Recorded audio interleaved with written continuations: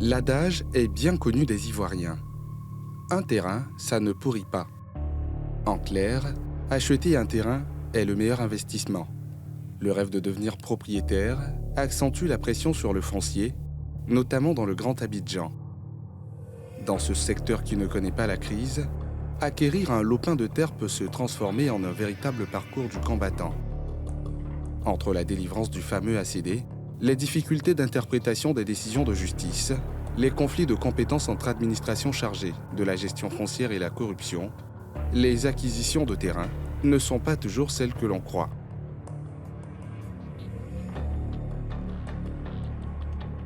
Il y a 3 ans, Wilfried et Franck, des amis de longue date, s'emballent dans une opération de vente de terrain à Djibi Village. 400 mètres carrés pour environ 9 millions de francs CFA, c'est sur ce site qu'ils pensaient couler des jours heureux avec leur famille. Voilà. Ça, c'était la deuxième pancarte. Et quand on venait pour C'était choisir, agréé, c'est quand on change, exactement. voilà la servitude qui occupe là. Exact. En plus des résultats de l'enquête Komodo et Incomodo, la présence des bus et des poteaux électriques suffisait pour motiver l'achat des terrains. Un terrain où tu arrives, tu as déjà les caniveaux, bon, sans compter bien évidemment les documents et autres qu'on met à votre disposition. Tu as déjà les caniveaux, les poteaux et autres, la voirie qui est déjà tracée. Tu te dis que le projet il est vraiment avancé. Donc rapidement, peut-être en 2 ans, tu peux entrer en possession de ton terrain. Depuis, plus rien sur le chantier. Ils tentent d'abord de trouver des réponses au délai de livraison, qui se rallonge. Le terrain qui était censé être livré 3 ans après, selon lui. Jusqu'à aujourd'hui, les travaux sont arrêtés. On ne voit même plus les machines sur le terrain. Les caniveaux sont là. Là où ils ont déposé les caniveaux, jusqu'à ce jour, les caniveaux sont au même endroit. Il n'y a plus de travaux. Ce premier signe les alerte. C'est grâce à un concours de circonstances qu'ils découvrent plus tard ce que cache réellement ce projet. Un matin, on est là et puis on voit un groupe WhatsApp créé par les agents de EICS. Voilà, donc du coup, chacun commence à se plaindre, mais à quel niveau nous sommes avec, comment on appelle, les terrains, les maisons et autres. Chacun a commencé à se plaindre. Donc on s'est dit, mais tiens, parce qu'individuellement on ne se voyait pas, donc on ne savait vraiment pas dans quoi on était. Mais quand on a vu le groupe WhatsApp et que tout le monde a commencé à se plaindre, on s'est dit, tiens, il y a quelque chose qui ne va pas. Voilà, donc du coup, qu'est-ce qu'on fait là pour éviter que le groupe disparaisse, puisque c'est un groupe qui a été créé par l'entreprise. Donc nous, on récupère carrément la plupart des numéros qui sont là et on crée un autre groupe pour les souscripteurs nous-mêmes. Wilfried et Franck découvrent que plus de 200 personnes sont embarquées dans la même affaire. L'embryon de ce qui va devenir par la suite un collectif qui exige une rencontre avec l'entreprise. Donc là, on a commencé les négociations, les discussions comme ça avec eux pour comprendre exactement de quoi il s'agissait. C'est là qu'ils nous vont faire comprendre que comment on appelle, l'équipe, il y a une première équipe qui est partie avec tous les fichiers, il y a eu des détournements, ça et là, donc ils sont en train de reconstituer véritablement comment on appelle, les fichiers et autres. On s'est dit, mais attends, c'est dans quoi on est? Un projet dont, où vous avez déjà encaissé plus de 2 milliards 500 millions. Vous ne pouvez pas nous dire que c'est maintenant que vous reconstituez les dossiers quand même. Donc là, on a commencé à prendre au sérieux, comment on appelle l'arnaque dont on parle présentement. C'est la consternation chez les souscripteurs. Non, on ne pouvait même pas s'imaginer qu'on se faisait arnaquer. Parce que j'effectuais des visites de façon mensuelle sur le site et les équipements étaient en train de travailler. Et chaque fois que je venais, il y avait toujours des engins qui étaient en train de travailler, qui étaient en train de finaliser les viabilisations. Franck s'est engagé sur 2 projets à hauteur de 20 millions. Wilfried a investi 8 millions de francs CFA pour 400 mètres carrés. Plus surprenant encore, il découvre que c'est depuis 2013 que les premiers souscripteurs auraient payé à l'entreprise. 20 millions, c'est l'économie d'une vie, c'est des privations, c'est des sacrifices pour moi et ma famille. En espérant investir dans un bien que peut-être je me rends compte que je ne vais jamais avoir. Pour moi, 20 millions, c'est comme si c'était un recommencement de ma vie. La déception est encore plus énorme, d'autant plus que nous, on a dû contracter un prêt pour pouvoir, comment on appelle, acquérir ce terrain. Donc aujourd'hui, je suis prélevé pour ce prêt-là et malheureusement, je n'ai pas le terrain en question.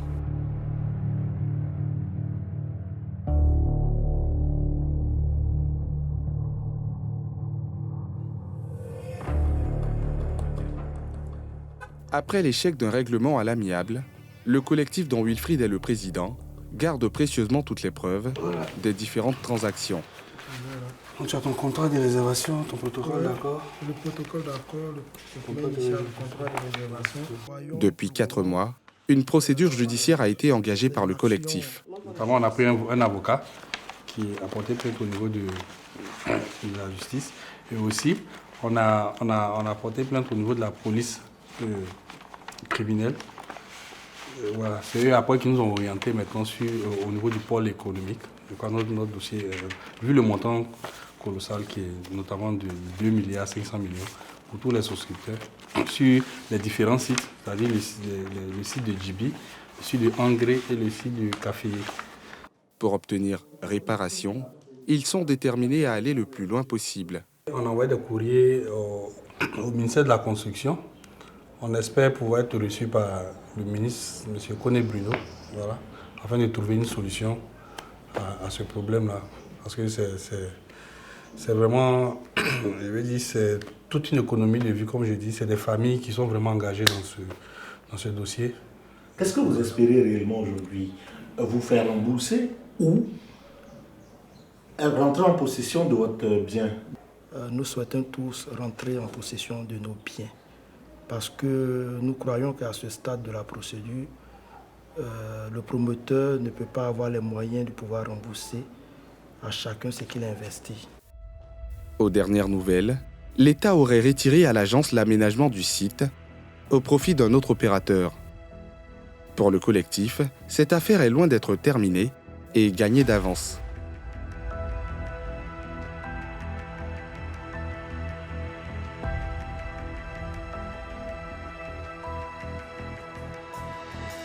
C'est justement pour éviter ce genre de mauvaises surprises que des acquéreurs se tournent vers l'agence de gestion foncière de l'État ivoirien, l'AGEF. C'est la démarche qu'a suivi l'homme que nous allons rencontrer dans la commune de Yopougon. Monsieur Boula. Oui. Bonjour. Vous allez? Ça va très bien. Désolé de vous déranger chez nous. Non, pas de quoi. Faites comme chez vous. Hein. Après 19 ans passés aux Émirats arabes unis, Doumbouya décide de rentrer dans son pays Ça va. et investir dans l'immobilier. Vous viviez à Dubaï Oui, et vous avez décidé de rentrer au pays, c'est ça. mais avant d'investir dans l'immobilier C'est ça. en achetant des terrains. D'accord. C'est ça. Ça ne s'est pas bien passé. C'est ça. Qu'est-ce qui s'est passé en réalité? On me conseille l'AGF en tant que les structures le plus garantie car elle est dans le compte de l'État de Côte d'Ivoire. Donc après les renseignements que j'ai eus avec eux-mêmes, ils sont allés me montrer les terrains à l'autoroute Grand Bassam. En ce temps-là, c'était en pleine construction. Donc les terrains nous ont été montrés et c'est intéressant. Je suis reparti dans les locaux de AGF d'où j'ai mis tout ce que j'avais. Voilà. Et voilà, jusqu'à aujourd'hui que je vous parle, ça fait près de 10 ans. Je n'ai eu de terrain, même si c'est 1 mètre carré, je ne l'ai pas eu. Et je ne suis pas rentré en possession de mon argent. Finalement, le terrain de Bassam se trouve indisponible parce que frappé de servitude. L'AGEF propose à Doumbouya un autre terrain dans la commune de Bingerville. Alors, je lui ai dit, je suis venu chez vous, c'était pour avoir des terrains. Si tu as des terrains disponibles quelque part, moi je suis partant. Et là, il a fait un avenant de la convention initiale qui nous liait, alors me disant qu'il allait me donner maintenant le terrain à Bingerville. Ça, c'était en l'an 2017. Et là, jusqu'à aujourd'hui, rien n'est réalisé. Ironie de l'histoire, c'est l'État le premier propriétaire du foncier. Dans la même période, il consent à investir dans d'autres services de l'AGEF il voit toutes ces économies disparaître dans ce qui était le rêve d'une vie. Jusqu'à ce jour, vous avez investi combien exactement? Environ 200 millions. Environ 200 millions. Il y a eu plusieurs transactions que j'ai faites à la fois. Alors, il y a 3 transactions qui m'ont coûté 149 millions et quelques. Et il y a l'autre transaction qui est une ingénierie foncière que l'AGF s'était engagé. Alors, donc, j'ai payé aussi par les mains dans la caisse de l'AGF environ 50 millions et quelques.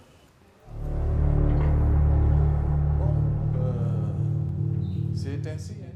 À 55 ans, l'ancien président des Ivoiriens vivant aux Émirats arabes unis ne peut que s'en remettre aux preuves de ses transactions financières avec l'AGF.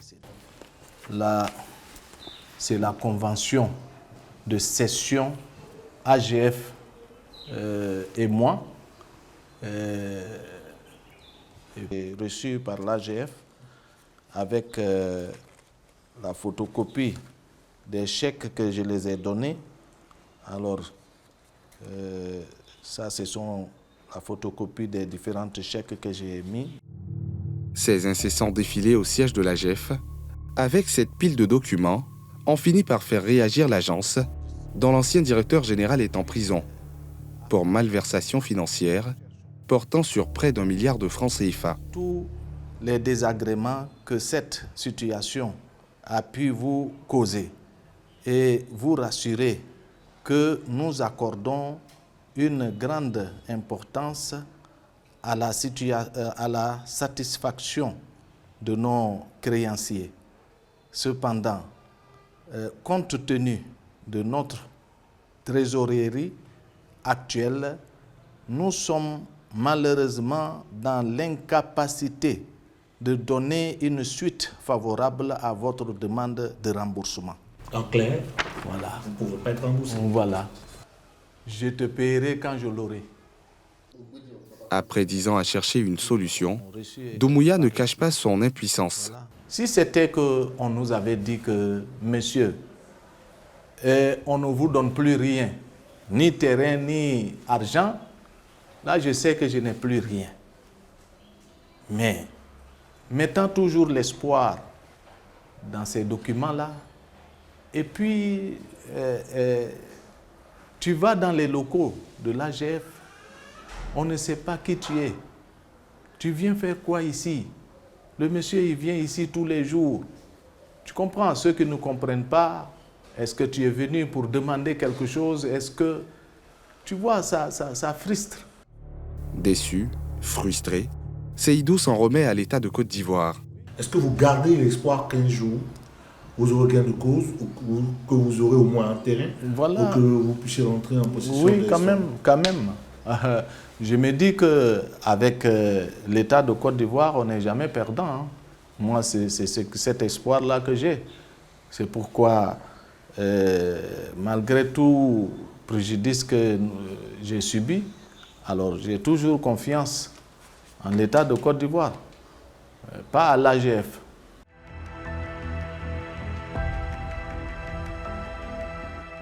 Le temps passe et la retraite paisible pour laquelle il a tant travaillé est devenue illusoire.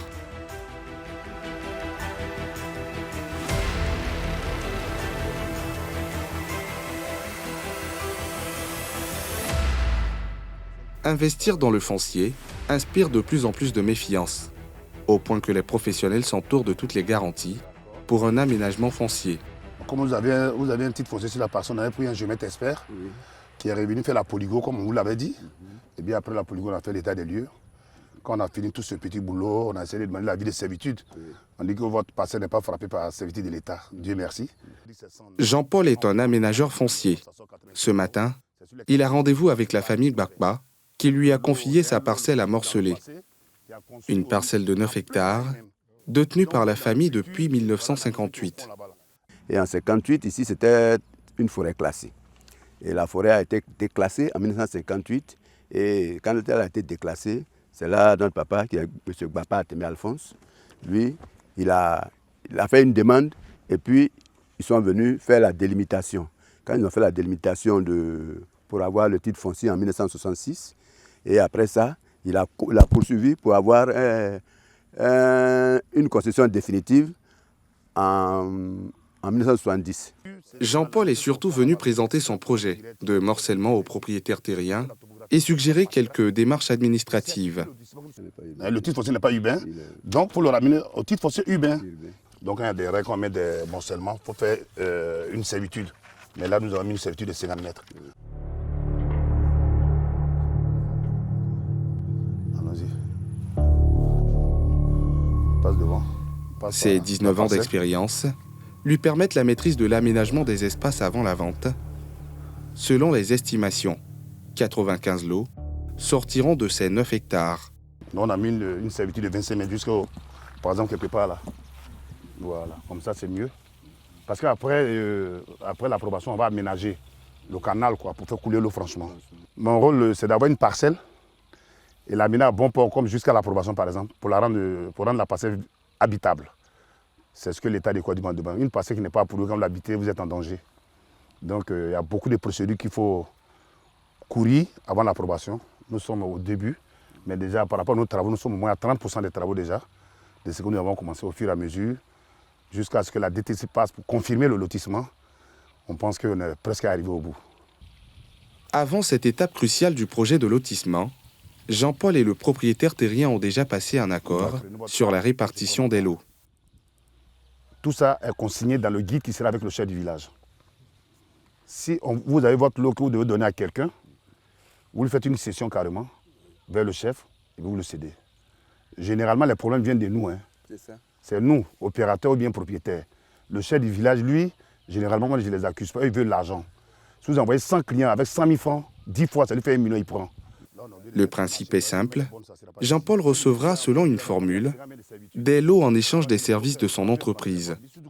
Il y a d'autres solutions, on dit 2 sur 10, 3 sur 10, mais à nous de trouver le juste milieu pour qu'on puisse s'entendre, pour que le travail puisse avoir lieu.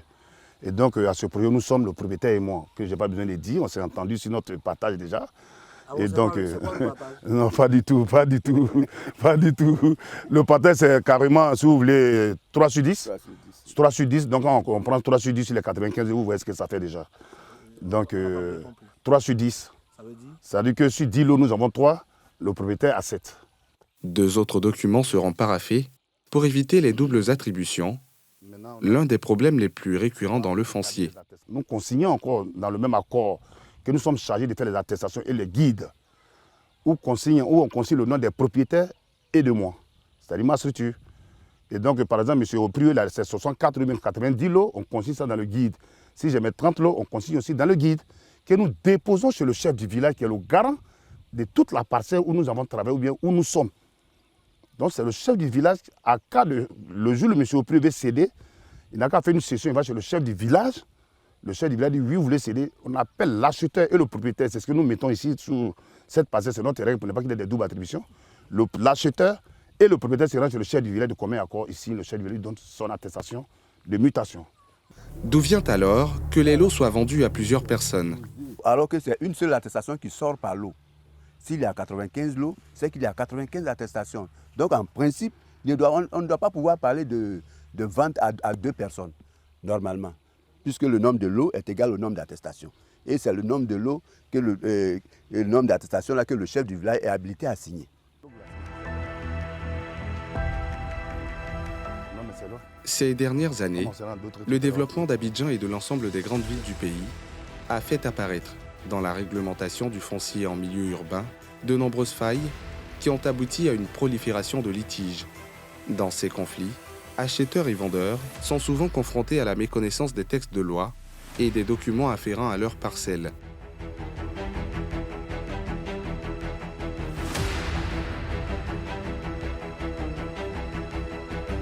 Nous retrouvons Jean-Paul dans les locaux de son entreprise.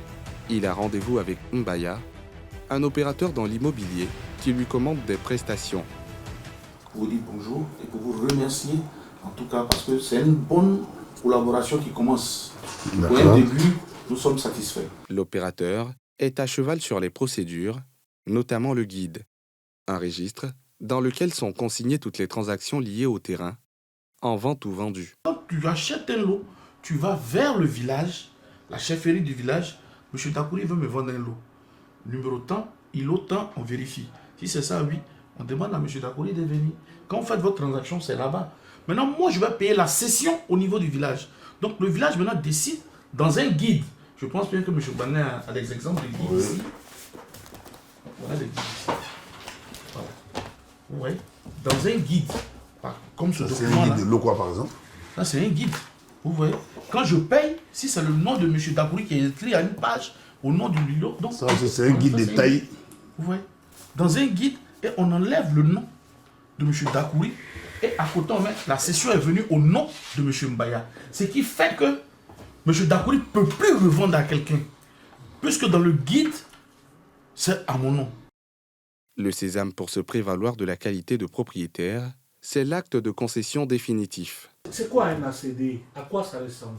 Un ACD, c'est un document dont excusez que je prends mon classeur. Un ACD, c'est un document que le ministère de la Constitution délivre à un client qui a une parcelle de terre avec beaucoup de documentation au départ, qu'on appelle un acte de concession définitif, qui ne peut être attaqué seulement que par la Cour suprême, comme on le dit avant. Voilà, comme on le disait avant. En en-tête, ça se présente comme en en-tête, c'est écrit par exemple accordant à M. X, dont j'étais le nom, à M. X à Abidjan, la concession définitive du lot, du lot 30, lot 456, d'une superficie d'étang lotissement, on met le lieu où l'ACD est délivré, où l'ACD, le terrain est exactement. Donc on dit par exemple que c'est à Lokwa. Et quand on met le titre foncier, parce qu'avant d'avoir un ACD, il faut avoir un titre foncier. Donc après le titre foncier maintenant, la circonscription foncière de la Riviera vous délivre bien des cocodis, des n'importe où vous délivre avec la signature du ministre de la Constitution bien sûr. Aujourd'hui c'est le ministre Bruno Nambano Kone qui a signé. À un ACD correspond un lot unique. La longueur de la procédure pour l'obtenir serait peut-être à l'origine de la fraude sur ce document crucial. Dans l'ACD, il y a un acte domanial qui doit sortir, il y a le bornage contradictoire au niveau du cadastre, il y a le titre foncier qu'il faut créer avant d'arriver à l'ACD, qui est l'acte définitif. Comme je le disais tout à l'heure, s'il y a une personne qui a un ACD, un double, c'est qu'il y a un faux. Parce que le ministre ne peut pas signer deux. Vous voyez sur ce document qu'il a, il y a un numéro en haut. Le numéro, il est unique. Il est unique. Mais l'Ivoirien, étant Ivoirien, on est un peu impatient et on est pressé parce que les gens nous font miroiter. Non, je te donne l'ACD en 2 mois, je te donne l'ACD en 3 mois, non en 1 semaine. Mais comment il va franchir toutes ces étapes-là en 1 semaine? Parce qu'au niveau, par exemple, du bornage contradictoire, le cadastre se déplace pour aller regarder le terrain, pour voir l'existence du terrain. Il faut un bornage contradictoire. Les mesures que vous avez sur votre extrait topo, le cadastre contrôle si ces mesures-là sont respectées. Les frais de dépôt de dossier pour l'obtention d'un ACD sont de 100 000 francs CFA à Abidjan, 90 000 francs CFA dans les régions, 70 000 francs dans les départements et 30 000 francs dans les sous-préfectures. La sécurisation de ce titre de propriété fait donc partie des urgences. Et un homme en fait l'un de ses combats. Sangaré Siriki, le président de la Chambre nationale de promoteurs et constructeurs agréés en Côte d'Ivoire. Parce que foncier sécurisé sous-entend que les titres de propriété sont clairs, le plan cadastral est clair, ça sous-entend que nous pouvons faire une bonne planification urbaine sans être embêtés. Parce qu'ici, malheureusement, il y a le droit positif, il y a le droit coutumier. Et donc, harmoniser tout ça pour permettre d'avoir effectivement une accélération des processus. La vision du président de la Chambre nationale de promoteurs et constructeurs agréés en Côte d'Ivoire est de s'engager dans une rénovation urbaine. Créer un environnement adéquat, faire des bâtiments en harmonisant la zone. Vous voyez en face, on a Marcory résidentiel avec les immeubles qui sortent R+30. Vous avez un bon plan lagunaire entre le pont Félix Houphouët-Boigny et le pont... non, c'est plutôt c'est entre le pont de Gaulle et le pont, le 3e pont Arikona Bédier. Vous voyez, comme on appelle, un bon plan lagunaire. Donc entre les deux, il y a des choses à faire. Il y a une bonne rénovation à faire. Vous avez le quartier Blocos. Justement, c'est le quartier Blocos Nord qui est un quartier mythique, hein, qui n'est pas mal. Mais il faut que le quartier soit rénové. Non, mais je viens... C'est à la cérémonie de lancement de la 4e édition du Forum international du logement social, économique et standing dont il est l'initiateur, que Sangaré Siriki a partagé son approche de l'accès au logement nouveau. Aujourd'hui, le prix du terrain est presque équivalent à celui du bâti dans la constitution du coût de logement. Dans une telle situation, l'accès au logement pour tous ne peut se faire sans une intervention des pouvoirs publics. Cette intervention peut prendre de multiples formes. Aide à la personne, subvention constructeur, action foncière, organisation du système financier, prêt à taux réduit. Sangaré Siriki reste convaincu du rôle stratégique des banques si le foncier apporte toutes les garanties. Face à la complexité de la ville africaine, il faut préparer la transition d'une urbanisation en mouvement, avec en ligne de mire le déficit du taux de logement, estimé à 500 000.